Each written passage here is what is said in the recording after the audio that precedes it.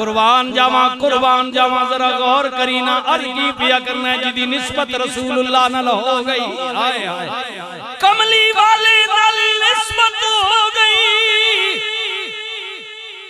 गदा मुबारक हाय हाय हुजूर का गदा मुबारक जी याफूर जिसका नाम था हुजूर जिस पर सवारी फरमाया करते थे हुजूर से निस्बत हो गई। अल्लाह ने कहा माबूद कोई गदा जन्नत विच ना जैसी हो गधे खोते हो तुम्हारी जरूरत दुनिया वास्ते वे जन्नत वास्ते अल्लाह ने तुम्हारा दाखिला बंद कर दिया है। लेकिन कहा माबूद जिस पर आपने सवारी की है तुम्हारा याफूर गदा भी अल्लाह जन्नत में दाखिल फरमाएगा। निस्बत जो आपसे निस्बत रसूलुल्लाह से कोई ऊंट दुनिया के लिए अल्लाह ने सवारी के लिए इंसान की जरूरत के लिए ऊंट बनाए हैं, लेकिन मेरे नबी की कुस्वा पाक ऊंटनी जिस पर हुजूर सवार हुए हज्जतुल विदा का खुतबा भी दिया और जो हुजूर के विसाल के बाद इतनी ऊंटनी रोई कि हुजूर के दरवाजे पर रो रो कर उसने अपनी जान दे दी। अल्लाह कहता है उस ऊंटनी को भी मैं जन्नत में दाखिल करूंगा, महबूब मदीने के और पहाड़ को भी मैं जन्नत में दाखिल करूंगा। निस्बत जो तेरे साथ है जो खजूर का तना मेरे नबी हिजरत के बाद गए मस्जिद नबी तामीर की जो हुजूर की मोहब्बत में रोया फरमाया महबूब इस खजूर के तने को भी मैं जन्नत में दाखिल करूंगा। इसलिए कि निस्बत जो तेरे से हो गई, मोहब्बत जो तुझसे करता है, प्यार जो तुझसे करता है, और मेरे भाइयों मेरे दोस्तों मेरे अजीजों अपना ताल्लुक हुजूर से बना लो। इसका ये मतलब नहीं कि गुनाह करना शुरू कर दो, नहीं गुनाह से बचो, अल्लाह ने मना किया उसकी पकड़ सख्त है, लेकिन अगर हो जाए हुजूर के वसीले से अल्लाह से माफी मांगो। लेकिन अगर हुजूर के बारे में आपके दिल में जरा बराबर दरार आ गई, कीना आ गया, बुग़्ज़ आ गया तो सारियां नेकियां बेकार।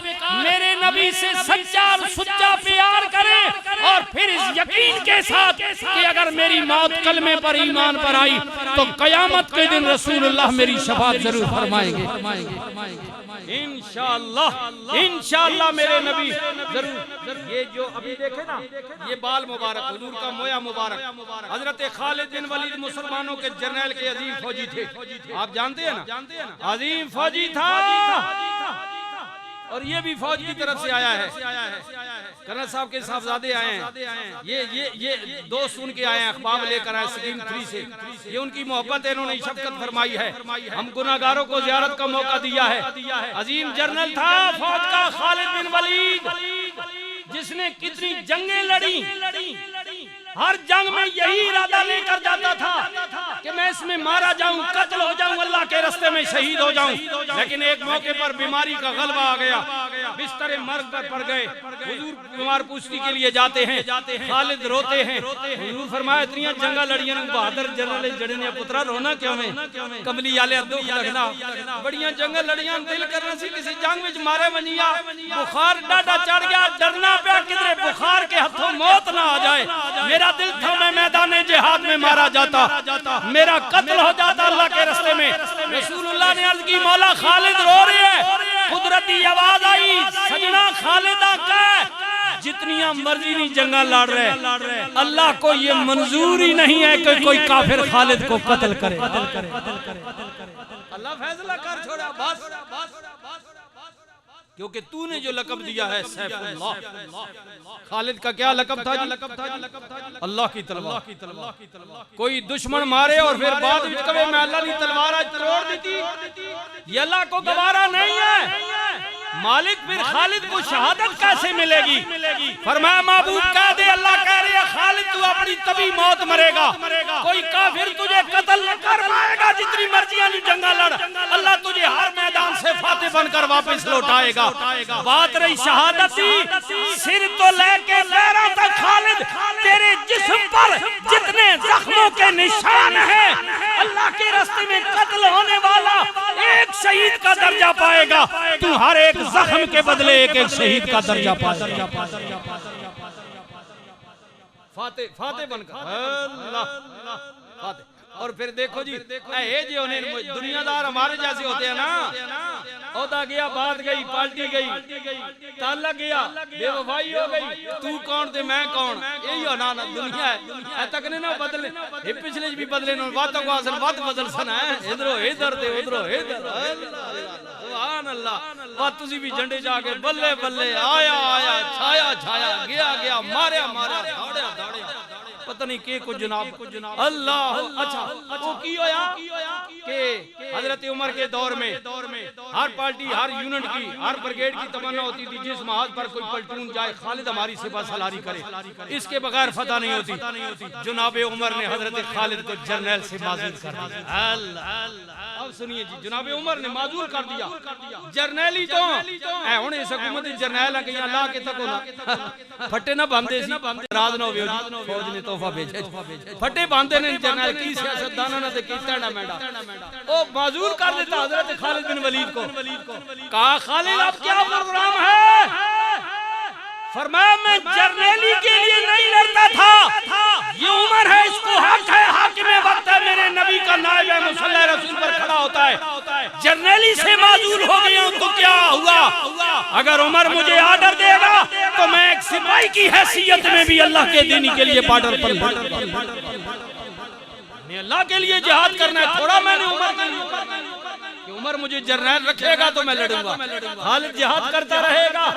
हाँ जी, उमर से पूछा गया आपने माजूर क्यों कर दिया? फरमाया खालिद में और कोई ऐब नहीं है, लोगों का ज्यादा ज़हन बन गया था कि खालिद जाएगा तो फतह होगी। मैं ये माजूर करके बताना चाहता हूँ कि खालिद तो ठीक है जाएगा, लेकिन खालिद के बगैर भी अगर तुम्हारा जज्बा हो तो फतह देने वाला अल्लाह है।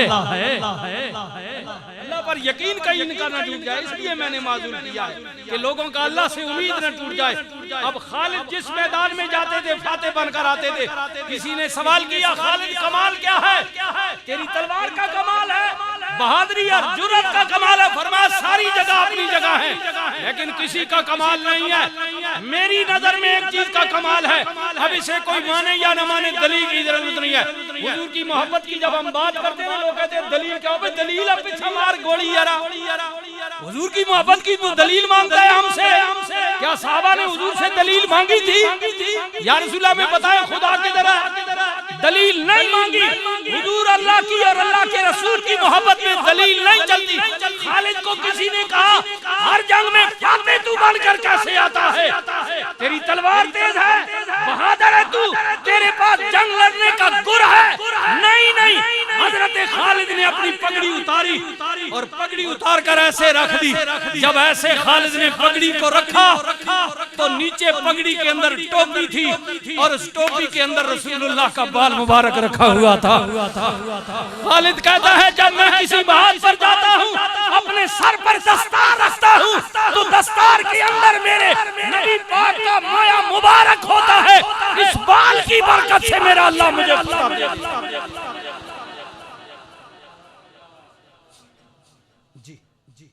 अब किसी ने कहा खालिद कि तेरा अकीदा इस तरह क्यों है? हुजूर के बाल के मुबारक में बाल के बारे में ऐसा क्यों अकीदा रखता है? कोई कुरान की आयत बता, कोई हुजूर की हदीस बता। ये मोहब्बत है। अल्लाह अकबर।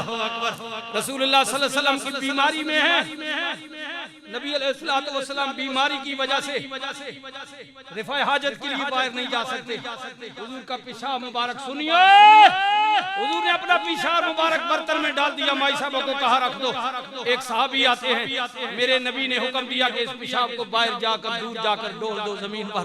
वो सहाबी लेकर निकलता है बाहर जाकर रसूलुल्लाह का वो पेशाब मुबारक पी लेता है। जब वापस आता है रसूलुल्लाह ने पूछा डोल दिया? अब झूठ कहाँ बोलता था, गुलाम रसूल था। या रसूलुल्लाह मैंने ऐसा तो नहीं किया। मेरे नबी ने फरमाया फिर तूने क्या किया? या रसूलुल्लाह आपका पेशाब मुबारक था, मेरे दिल ने मेरे इश्क ने गवारा नहीं किया, मैंने वो पी लिया है। मेरे नबी ने फरमाया क्या याद करेगा? मरने के बाद ये फैसला होना है, लेकिन तुम्हें मैं अभी खुशखबरी देता हूँ अल्लाह ने आज के बाद तेरे जिस्म पर दोज़ख की आग को हराम कर दिया। जिन गुलामों को रसूलुल्लाह से इतनी मोहब्बत हो, उन्होंने तो कोई दलील नहीं मांगी थी। हुजूर से वालेहाना मोहब्बत किया करे, अल्लाह से दलील की गुंजाइश ही नहीं है। बस खुदा एक है, खुदा एक है। तीसरी मर्तबा कह रहा हूँ नमाज जुमा के लिए आने वाला कयामत के दिन में गवाही देना कि सिराजुद्दीन ने मिंबर पर कहा था खुदा एक है, अल्लाह का कोई शरीक नहीं है, वो वाहिद अकेला है। बस जैसे खुदा एक है, खुदा के बाद उसकी मखलूक में मोहम्मद रसूलुल्लाह भी एक ही है। खुदा का खुदाई में कोई शरीक नहीं है और रसूलुल्लाह का उसकी मखलूक में कोई शरीक नहीं। खुदा के बाद सबसे ज्यादा मोहब्बत के लायक रसूलुल्लाह है।